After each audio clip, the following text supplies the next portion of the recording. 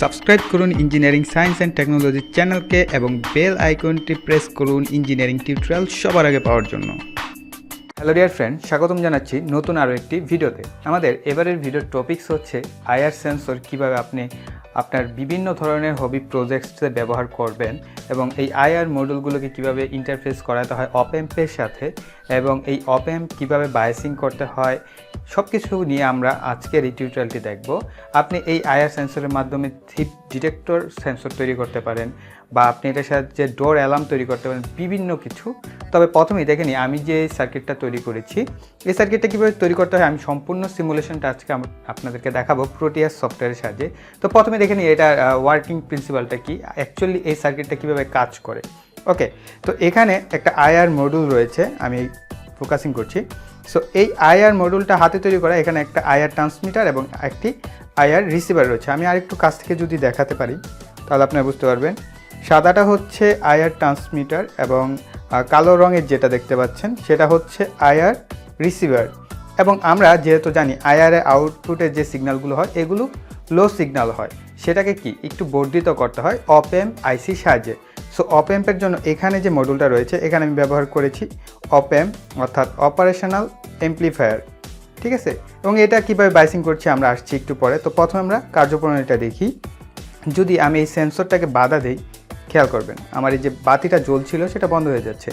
আবার যদি এটাকে সরিয়ে দিই আবার অফ হয়ে যাচ্ছে। এটা দেখেন, এটা যেহেতু আমাদের একদম মিনি সাইজের আইআর সেন্সর, আপনি যদি আরও বড় সাইজের নেন রেঞ্জ আরও বেশি পাবেন, আরও বেশি দূর থেকে আপনি এটার বাধাটা ডিটেক্ট করতে পারবেন, ঠিক আছে।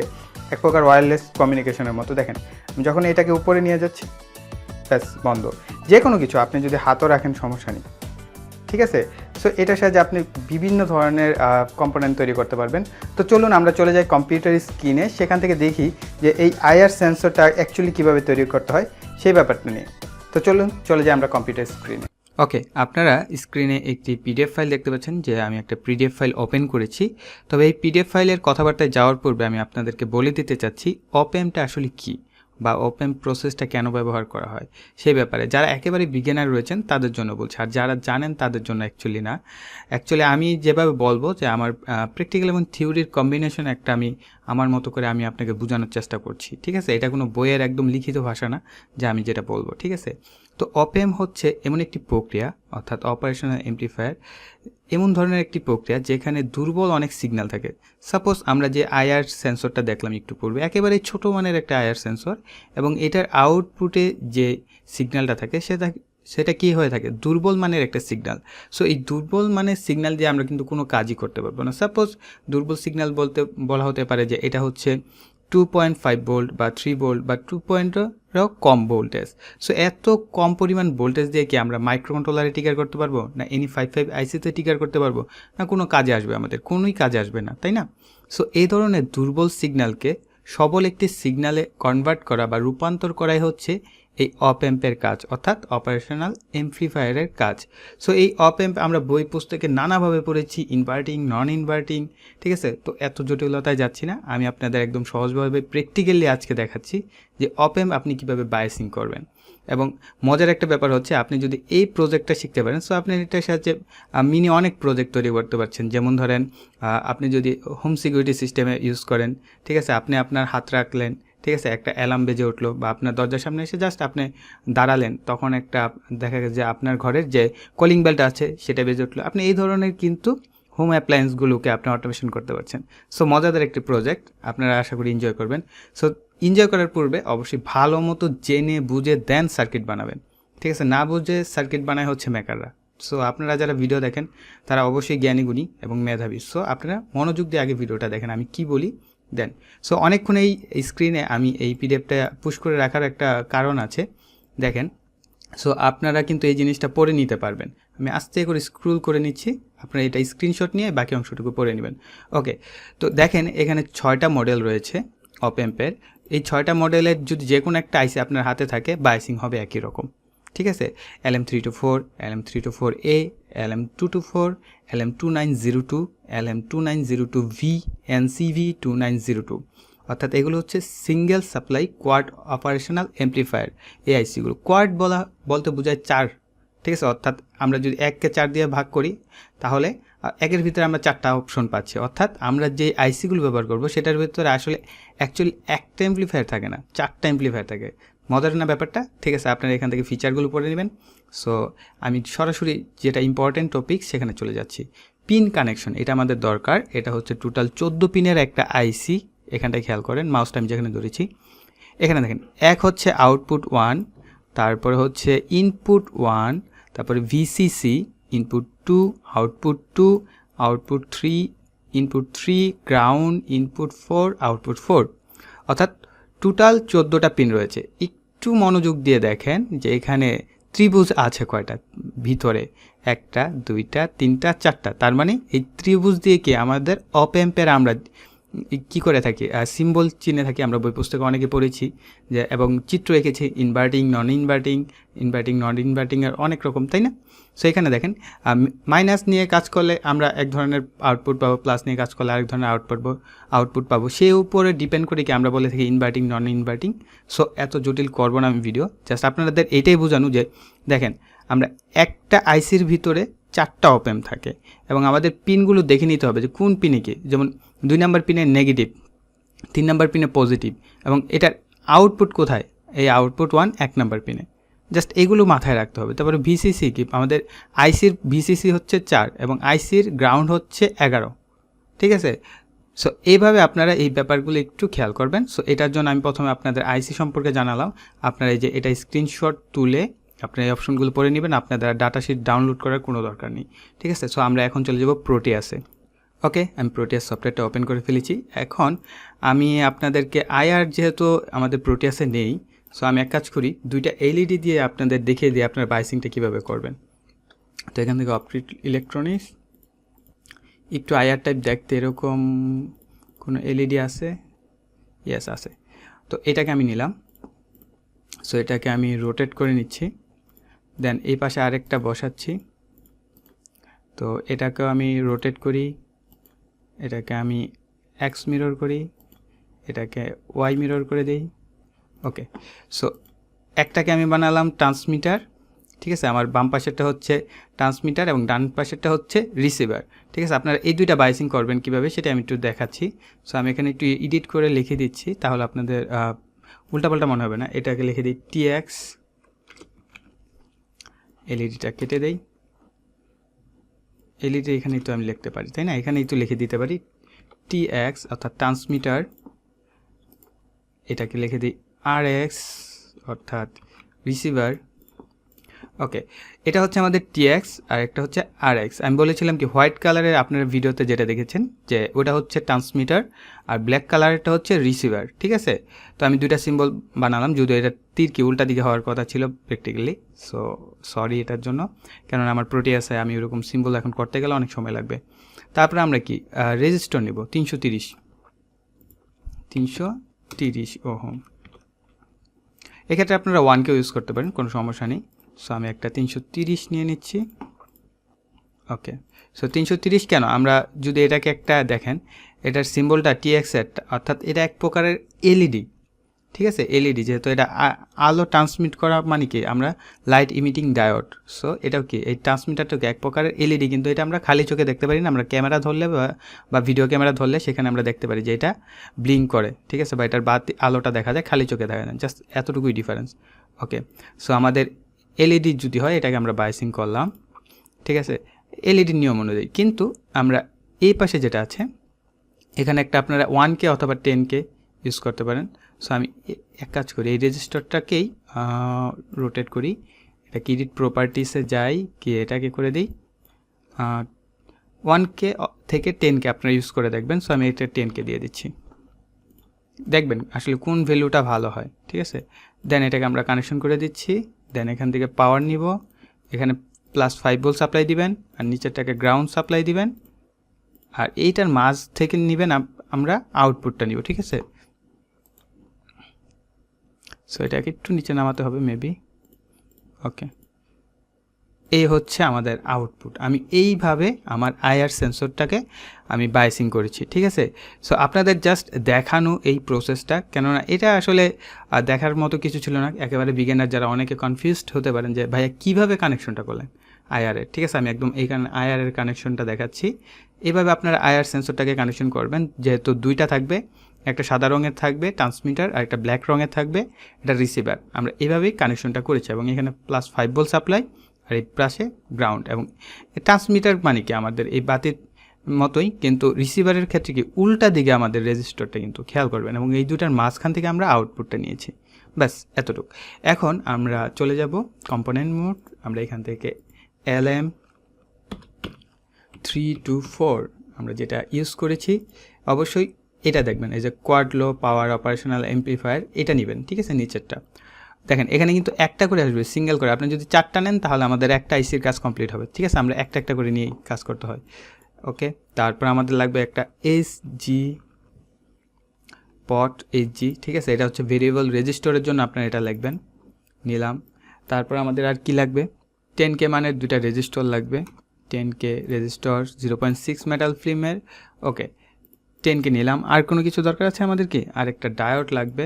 আমি একদম সেম আমার যে মডিউলের আমার যে বায়াসিংটা আমি সেম আপনাদেরকে দেখাচ্ছি, 1N4007। আমি এইভাবেই আগে সিমুলেশন করেছি, দেন আপনাদের জন্য প্র্যাকটিক্যালটা তৈরি করেছি। যদি আমার সার্কিটটা তৈরি করেছি আমি 2015 কি 16তে, মেবি মনে নেই, অনেক পুরাতন সার্কিট, আমি ভাবিনি যে এটা কাজ করবে এখনও, ওকে। তো আমরা প্রথমে এখান থেকে এতটুকু আমি আলাদাই রাখছি, ঠিক আছে। এটাকে আমি এক পাশে রাখছি, পরে দেখাচ্ছি এটার কাহিনী কী। এটা অ্যাকচুয়ালি আউটপুটে কিছুই দেবে না, জাস্ট আপনাদের বোঝানোর জন্য এই চিত্রটা করা। তো আমরা প্রথমে নিব আইসিটা, এই দেখেন একটা আইসে, ঠিক না। আমরা ত্রিভুজের কি একটা করে পাবো, আমরা কখনোই কি আমরা পুরোটা পাবো না, ঠিক আছে, ওকে। দেন আমরা একটা ভেরিয়েবল রেজিস্টর নিয়েছি, এই পট SG, এটা নামটা মনে রাখবেন। ভেরিয়েবল লেখলে সারাদিনও ভেরিয়েবল পাবেন না।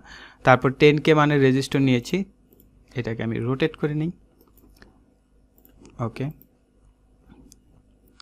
দেন আরেকটা, এটাকে রোটেট করে নিই। এটা দ্বারা আমরা ভোল্টেজ ডিভাইডার তৈরি করব, ঠিক আছে। এবং পাওয়ার, এখান থেকে পাওয়ার। সো আমি বলে বলে নিচ্ছি না প্রত্যেকটা জিনিস, কারণ এগুলো আপনারা জানেন, কারণ এইগুলো বহুবার দেখিয়েছি, ঠিক আছে। আপনারা মাইক্রোকন্ট্রোলারের সিরিজে দেখেছেন। সো এই কারণে আমি খুব ফাস্টলি এগুলো কমিউনিকেশন করছি, কারণ আপনারা এগুলো জানেন তাই।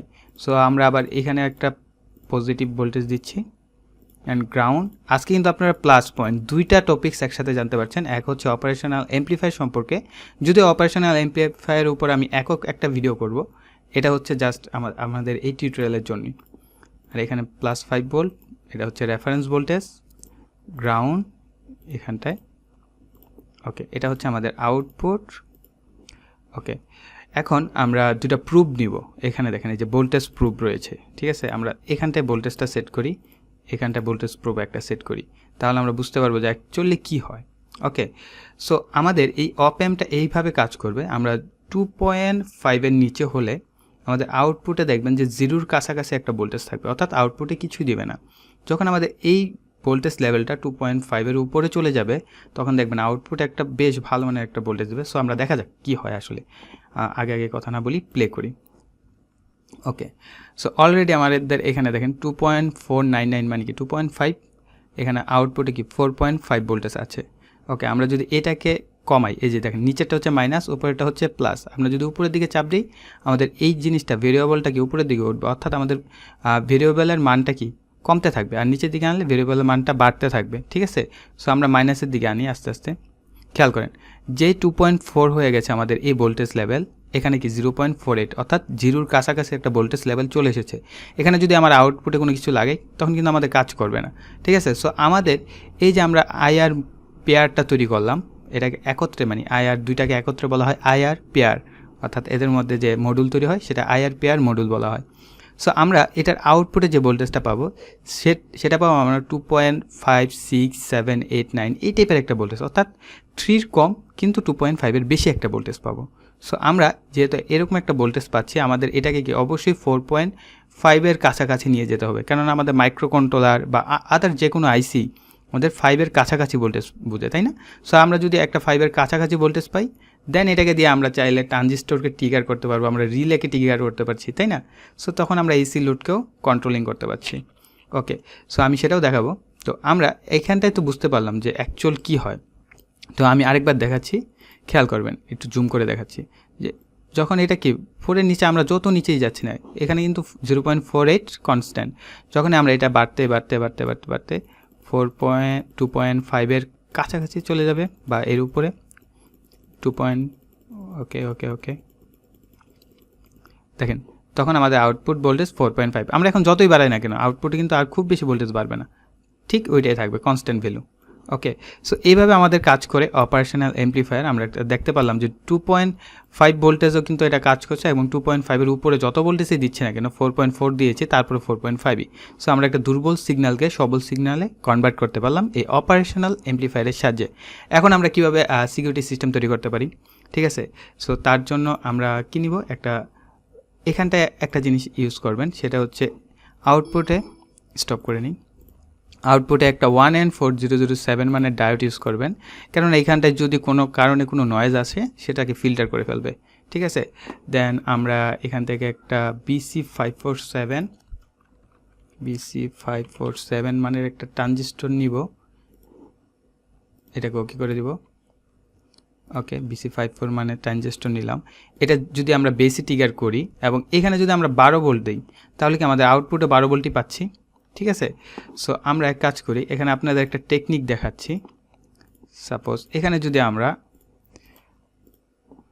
+6 ভোল্ট দিলাম, তাহলে কি আমাদের আউটপুটে কত আসবে? এখানে 6 ভোল্ট চলে আসবে, কারণ এটা তো জাস্ট একটা আমাদের ট্রিগার হিসেবে কাজ করছে এই 4.5 ভোল্ট। তাহলে কি আমরা এটার আউটপুট থেকে কি আমাদের মাইক্রো কন্ট্রোলার নিতে পারছি, অথবা আমরা এটাকে যদি ট্রিগার করি, আমরা এখানে যদি একটা রিলে ইউজ করতাম, তাহলে কি রিলেকে আমরা ট্রানজিস্টর দিয়ে ট্রিগার করতে পারি। আমি কিন্তু এই ভিডিওটা দিয়েছি, আপনারা যারা দেখেননি তা দেখে দেন এই ভিডিওটা দেখবেন যে এখানে কীভাবে ট্রানজিস্টর ইউজ করবেন, ঠিক আছে? সো আমি জাস্ট আপনাদের সিম্পল দেখাচ্ছি, জাস্ট এখানে একটা গ্রাউন্ড দিয়ে দিই, নর্মালি যেটা করি। সো এটা কি আমাদের গ্রাউন্ড ট্রিগার হিসেবে কাজ করবে, আর এখানে পাওয়ার নেই, +12 ভোল্ট। আমি দেখাচ্ছি যে একদম দেখেন লো একটা ভোল্টেজ দিয়ে আমরা 12 ভোল্টের একটা লোডকে কন্ট্রোল করব, এবং এখান থেকে চলে যায় ডিসি মোটর। ওকে, ডিসি মোটর কোনটা অ্যাক্টিভ আছে, অ্যাক্টিভটা দেখে নেবেন সবসময়, এটা অ্যাক্টিভ আছে। সো এটাকে আমরা নিলাম, এটাকে আমরা কানেকশন করে দিব এবং দেখে নিই একটু ভোল্টেজ লেভেলটা কত। ওকে, 12 ভোল্ট। এখন আমরা এটাকে প্লে করে দিই, দেখেন আমাদের মোটরটা চলছে না। আমরা যদি এখানে নামিয়ে দিই, 3.5 বন্ধ হয়ে গেছে। সো এইটাই হচ্ছে মজার ব্যাপার, দেখেন আমরা কত আমরা কিন্তু জাস্ট 2.5, আমি যদি এটাকে বাড়াই 2.5-এ নিয়ে যাই, দেখেন 2.5 ভোল্টেজের সাহায্যে আমরা 12 ভোল্টের একটা লোডকে কন্ট্রোল করতে পারছি, তাই না? সো আপনারা 12 ভোল্টের লোডকে কন্ট্রোল করতে পারছি। এমনকি আমরা এই 12 ভোল্টের লোডের পরিবর্তে আমরা চাইলে কি AC 220 ভোল্টের লোডকেও আমরা কন্ট্রোল করতে পারবো। কীভাবে? আমরা জাস্ট এখানে একটা রিলে ইউজ করবো, রিলে ইউজ করে রিলের আউটপুটে আমরা AC লোডকে চাইলে এখানে আপনার রিলের সাহায্যে আপনি একটা কলিং বেলকেও কন্ট্রোল করতে পারছেন, তাই না? সো এই ছিল আমাদের টোটাল ভিডিওর টপিক্স। মোটরটা একটু আস্তে ঘুরছে, আমি এটা একটু জোরে ঘুরিয়ে দেখাচ্ছি, তাহলে আপনার মজা পাবেন। কেননা আমরা জানি কি ব্যাটারির 12 ভোল্টের ব্যাটারি সবসময় 14 ভোল্ট আউটপুট দেয়। এখন দেখেন মোটরটা কেমনে ঘুরে, আগে থেকে দ্রুত ঘুরছে, তাই না? ওকে, সো এই ছিল আমাদের ভিডিওর টপিক্স। আশা করি ভিডিওটি আপনাদের জন্য হেল্পফুল হবে, এবং যারা কিনা এই ধরনের প্রজেক্ট পছন্দ করেন, ভালোবাসেন, তাদের কাছে তো অবশ্যই কি ইন্টারেস্টিং একটা ভিডিও ছিল। সো কষ্ট করে একটু লাইক দিবেন, ভিডিওটা শেয়ার করবেন ফ্রেন্ডস ফ্যামিলির সাথে, যাতে আপনার ফ্রেন্ডরাও এই ধরনের প্রজেক্ট সম্পর্কে, এই ধরনের কাজ সম্পর্কে জানতে পারে, তার জন্য। আর কমেন্টে লিখবেন আপনার যদি কোনো কোশ্চেন থাকে বা আপনি যদি কোনো জায়গায় না পারেন, না বুঝেন, সেই সমস্ত বিষয় আপনি কমেন্টে লিখুন, আমি কমেন্টে আপনাদের রিপ্লাই দেওয়ার চেষ্টা করব। আর যারা এখনও আমাদের চ্যানেলটি সাবস্ক্রাইব করেনি, অবশ্যই কি নতুন ভিডিও পাওয়ার জন্য চ্যানেলটিকে সাবস্ক্রাইব করে রাখতে হবে এবং পাশে থাকা বেল আইকনটি সবসময় অ্যাক্টিভ করে রাখতে হবে। সো এই বলে এখানে বিদায় নিচ্ছি, সকলে ভালো থাকবেন, সুস্থ থাকবেন, টাটা।